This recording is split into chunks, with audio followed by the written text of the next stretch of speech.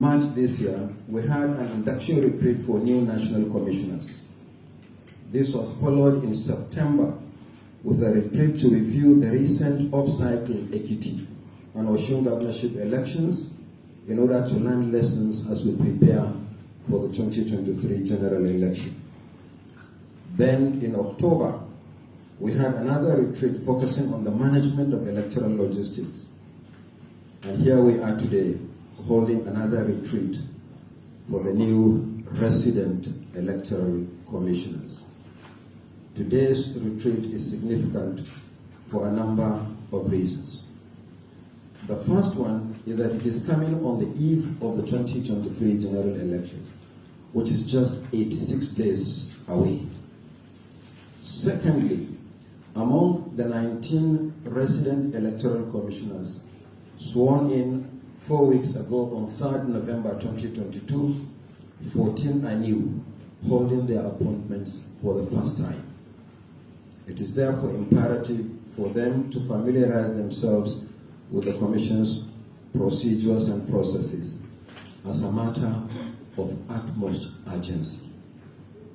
Thirdly, as you familiarize yourselves with the processes and the procedures, you will also be implementing activities simultaneously.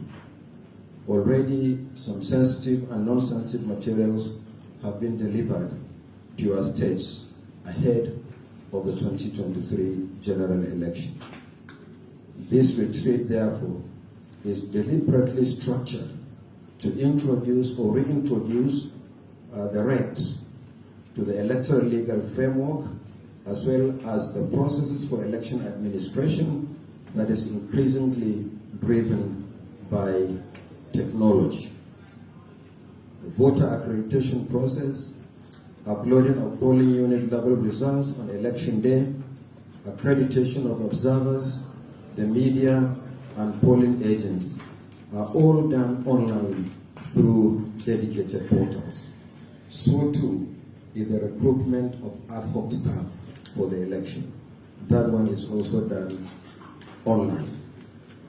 The retreat will also dwell on the standard operating procedure for collection of PVCs, guidelines for voter distribution to polling units, framework for electoral logistics, and code of conduct for commission members, officials, and staff. I know that some of you have asked questions about. Let me also seize this opportunity to comment on two issues. The first is the misleading statement that voters can vote on election day without voters' cards. It has been trending since last week. This is absolutely incorrect.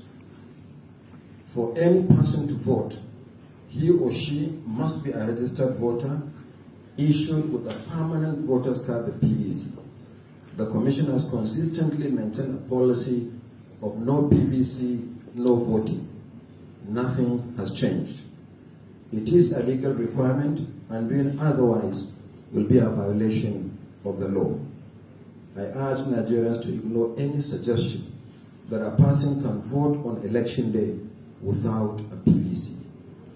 For the avoidance of doubt, I wish to quote Section 47, subsection 1 of the Electoral Act 2022, which says, and I quote, "A person intending to vote in an election shall present himself with his voter's card to a presiding officer for accreditation at the polling unit in the constituency in which his name is registered," unquote. So nobody can vote without the permanent voter's card. The position of the law is therefore clear. The PVC remains a mandatory requirement for voting. Now I have been asked to make just a few remarks. So let me make the second observation. So let me now touch on the troubling issue of attacks on our offices and the destruction of facilities and assets across the country. In the last 4 months alone, 5 local government offices of the Commission were attacked by yet unknown persons. Buildings have been destroyed, critical facilities lost. These facilities include a total of 1,992 ballot boxes, 399 voting cubicles, and 22 electric power generators, as well as thousands of uncollected PVCs, among many other items. These attacks must stop, and the perpetrators apprehended and prosecuted. Our responsibility is to conduct